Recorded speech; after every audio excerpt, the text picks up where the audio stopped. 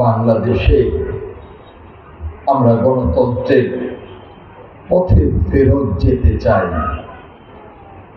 আর সেই গণতন্ত্রের পথে ফেরত যেতে হলে দরকার একটা অবাধ এবং নিরপেক্ষ নির্বাচন।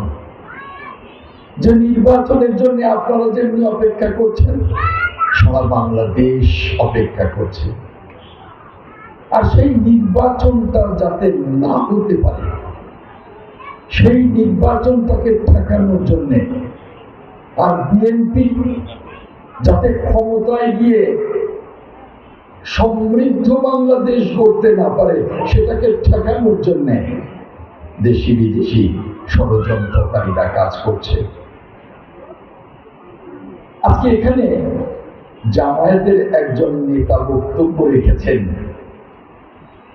আমি তার বক্তব্য শুনেছি, তাকে ধন্যবাদ। কিন্তু বাস্তবতা কি? বাস্তবতা হলো যে এই দলটি একদিকে ৩০০ আসনে নমিনেশন দিয়ে ফেলেছে, ওই জামাত নেতা স্বীকার করে গেছেন, এই আসনেও দিয়েছেন। আরেকদিকে তারা পিআরের জন্য আন্দোলনে নামার ঘোষণা দিয়েছেন। দ্বিচারিতা কোথায় দেখেন? যদি পিআরের জন্য আন্দোলন করেন তাহলে নমিনেশন দিলেন কেন? পিআরে তো কোনো প্রার্থী নেই, নমিনেশনটা কেন দিলেন? পিআরে তো একজন প্রার্থী থাকবে না, শুধু দল থাকবে, মার্কা থাকবে। জাতির সামনে এই ধরনের প্রতারণা বন্ধ করুন। জাতি এই ধরনের প্রতারণা দেখতে চায় না। আজকে তারা ধর্মের নামে প্রতারণা করছে। তারা ঘরে ঘরে গিয়ে বলছে, আমাদের এই মার্কায় ভোট দিন, আপনাদের জন্য বেহেশতের টিকিট নিয়ে এসেছি। নাউজুবিল্লাহ মিন জালিক, নাউজুবিল্লাহ মিন জালিক।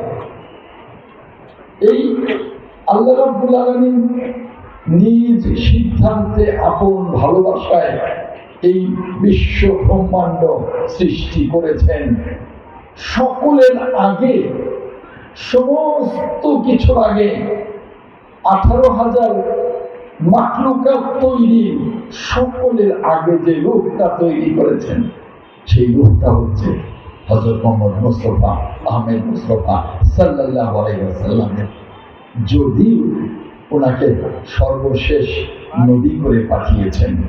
এক্সট্রিম মশার কয়েল প্ল্যান্ট ফাইবার দিয়ে তৈরি, ডেঙ্গু, চিকুনগুনিয়া বাহি সহ যে কোনো মশার বিরুদ্ধে দেয় এক্সট্রিম সুরক্ষা।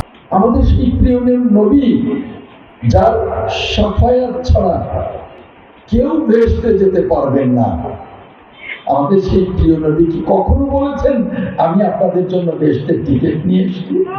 না, বলেন নাই। কারণ বেহেশতের টিকিট দিতে পারেন একমাত্র আল্লাহ রাব্বুল আলামিন। আমাদের প্রিয় নবী, আল্লাহর প্রিয় রাসূল শুধুমাত্রই শাফায়াত করতে পারেন, সুপারিশ করতে পারেন। তার সুপারিশে সন্তুষ্ট হয়ে রাব্বুল আলামিন বেহেশতের টিকিট দেবেন। আর ওনারা বেহেশতের টিকিট দেন। এই যে জাতির সাথে এবং ধর্মের সাথে প্রতারণা, এটা বন্ধ করতে হবে। আজকে শুনি যে বাড়ি বাড়ি গিয়ে সরল সহজ মা বোনদের বলে, আমাদেরকে ভোট দেন, নইলে আপনার মৃত্যুর পরে জানাজাটা করবে কে? আমি অনেকের কাছে এই কথাটা শুনেছি। কত বড় প্রতারণা! আরে আপনার দলে কয়জন আলেম ওলামা আছে? বিএনপির সাথে জাতির দেশের 90% আলেম ওলামা আছে। 5 ভাগ বা 7 ভাগ আলেম ওলামা নিয়ে আপনি বড়াই করেন যে আপনি মারা গেলে জানাজা পড়বে কে? আমরা যারা বিএনপি করি, আমরা তারা ধর্মীয় মূল্যবোধে বিশ্বাস করি। বিএনপির লক্ষ লক্ষ কোটি কোটি নেতা কর্মী নিজেরাও তো জানাজা পড়তে পারে, কারণ আমরা মুসলমান, আমরা ইসলামের সমস্ত কিছু রপ্ত করে ফেলেছি, তাই না? সেখানে এই ধরনের প্রতারণামূলক বক্তব্য নিয়ে যাচ্ছে। অনেক আমাদের সরল সহজ মা বোনেরা বিশ্বাস করে ফেলে যে কি জানি তাই তো বোধ হয়। আপনাদেরকে সচেতন হতে হবে।